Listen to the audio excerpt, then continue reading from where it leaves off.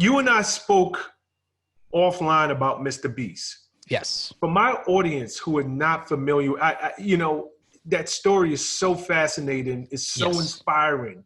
Can we just take the express route, and can you give the audience just an idea of who Mr. Beast is and why his story is just one that everybody can learn from? And if they keep it up, it's possible. If they stick with whatever their discipline is, it's possible. Yeah, I can give them the 90-second version of it. So about 4 years ago, back in the day, Jimmy Donaldson, who goes by Mr. Beast on YouTube, was a young kid. He was a teenager. He lived in Greenville, North Carolina, where he still lives today with his mom, brother, and his sister. He was a small YouTuber 4 years ago with 8,000 subscribers. Today, he has 40 million subscribers. He started out on YouTube making no money, very humble, making even just $1 a day, and was making videos that nobody watched. In fact, he made 100 videos, and he got less than 1,000 subscribers out of making those videos. In fact, to get to 10,000 subscribers and feel like the beginning of a legit YouTuber that people were starting to care about, he had to make 450 videos. Can you imagine? We talked earlier about all these people working so hard and not feeling like they're getting anywhere. Imagine making 100 videos and not even having 1,000 subscribers, making 450 videos to get to 10,000. That is discipline, consistency, and patience at work. You know, those are my three things: discipline, consistency, patience. And that's Jimmy all the way. This kid kept at it and at it to the point where all he wanted to be from the time he was young, he watched YouTubers, he watched the success, he watched what they had, and he wanted it desperately. It's the only thing he was ever really passionate about. Jimmy was only ever passionate about two things: YouTube and basketball. And he knew he wasn't good at basketball. And so, trying to be a top tier YouTuber is very much like trying to be in the NFL or the NBA or the MLB or the PGA. It really is. And what he decided to do was he focused on what he could do as a broke kid. And he just made the best content he can with the little resources, and he put every single dollar, every single dime back into YouTube. He didn't really spend it on anything else. And he just did what he could do. He had nothing. And eventually he figured out and was trying to go viral. And he reached a point where his obsession with YouTube, he dropped out of college against his mother's wishes. And she said, "You got to go to college or you got to get out." And she loved him, and she was just trying to, be a mom, do tough love, and set him up for success. And he was like, "Well, this is all I want, so I guess I'm going to have to figure it out. I guess I'm going to have to go." And in the process of that, he did a video that broke him out. He did something that nobody else would do, that anyone could have done. And then they'd have this amazing story. He sat there in a video and counted from 0 to 100,000. That's the most insane thing that you've ever heard, but it worked, and it went viral. Stop there for a second. Are we just talking no pyro, no background effects, nothing out of the ordinary, just sit there. No explosions, just sitting there with a counter, because you have to click, and just sitting there clicking and counting out loud so that it's recording the clicks, and so that there's a counter. Free software does it, and it's and just recording and running the thing, counting to 100,000. Was this his way? And I'm trying to have a larger conversation here, of getting notice, standing out. Yes. All of us can come to the table and think we're great, but if you are not making a conscious effort to be different, no one's going to notice you. You're just another face in the crowd. Or if you try to copy somebody who's already successful, you're just a knockoff version of them. I'll just get the original. So this guy, he sits there, 1 to 100,000. Yeah. What did that video do for his career? It made him. It made him. It was the beginning of him being able to skyrocket to 50,000 subscribers. And it also was the seed of an idea for him of, I will do stuff and I will personally torture myself just to become famous by doing stuff that anybody could do, but no one would actually go through this. So the next thing he does is he reads the dictionary cover to cover in one sitting. Excuse me? Yeah. He reads the dictionary. What is he doing? This on live? Like, that might take him a year. No, it doesn't take you a year. That's the thing. He was like, well, how long would this take? And then he did it. And the thing is, YouTube works algorithmically on the concept of how long can you keep people on YouTube? So YouTube started promoting his content and pushing him. And he did other videos that weren't as intensive and long, but he became known for these over-the-top videos and craziness. And as he started making money, he could invest the money in, okay, I had to do this crazy stuff because it's all you can do when you're broke is just basically torture yourself for views.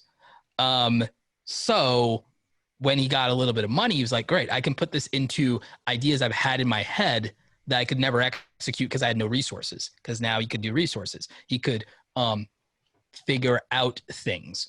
I think one of his videos was microwaving a microwave because then he had some money. And I don't recommend doing things like that. And eventually now when he does stuff like that, there's a pyrotechnics crew because he has money now. But you see, my point is Jimmy Donaldson, Mr. Beast, became known for outlandish and absurd content and his ideas. Weird stuff that no one would do this. Anyone could have thought of this. No one did, though. And no one bothered to have the guts to do it. And so that is part of the brand. And then he evolved over and over. And then he got a significant enough following to where you get brand deals and sponsors in YouTube. And then he got an offer from a brand because he was like, I've been giving away a little bit of money and helping people, and it's dope, and I'd love to do this on a thing. So a brand called Quid offered him $5,000, and he said, double it. I'm going to give it all to a homeless person. They're like, no, you won't. And then he was like, yeah, just give me the money. Watch me. And so the brand gave him the money up front, $10,000, and he films it and everything like that, him and his friends, and he gives it to a homeless person.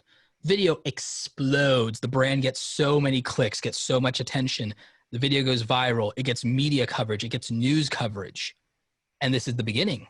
And then he starts to become known for this. And then he starts doing more of these things where brands give him money and he does something for friends and family. He did a thing where he gave his mom, you know, the person who didn't initially think this was all a good idea, he ends up giving his mom $10,000. Eventually, he gets so much fame and notoriety that he's able to change people's lives with these really great giveaways, but also these outlandish contests of what people do for stuff. He does stuff where it's like, well, whatever you can carry out of the grocery store in your two hands, I'll pay for it. And he starts doing these interesting videos, you know, and eventually he even gets to a point to where he gets this massively viral video where he gives his mom, because a brand gave him the money, he gives his mom $100,000. I like that he did, before he was able to give away money, he did things, I guess using your words, that anybody could do. Just nobody was willing to do it. Mm-hmm. And that is the way you set yourself apart when standing in the midst of a crowd. Yes. And I think it's applicable to any industry. Yes, it absolutely is. Why should people notice you? Why should people pay attention to you? And especially, Damon John has a book called The Power of Broke. Yes, I have it. Yeah. Yes, highly recommend that you go out there, purchase it, and read it. But that is exactly the principles of his book. When you are broke, you must get creative. You must use things that you have access to, which are, in most circumstances, not money. It's creativity. You know, it's funny. No multi-billion, multi-trillion-dollar company has never organically been able to build a successful, like, social media platform. It's always been kids in garages, basements, and dorm rooms. Facebook, college kids in dorm rooms. Google was Sergey, and it was Sergey Brin, and I'm forgetting the other. Yeah, I forget his partner. Everybody knows Sergey, but got your point. I used to have that memorized. But anyway, they developed it in Susan Wojcicki's garage, you know? And so when you're there, like same Larry Page, it was Larry Facebook. Page. It was Sergey Brin and Larry Page. I don't know why I forgot that.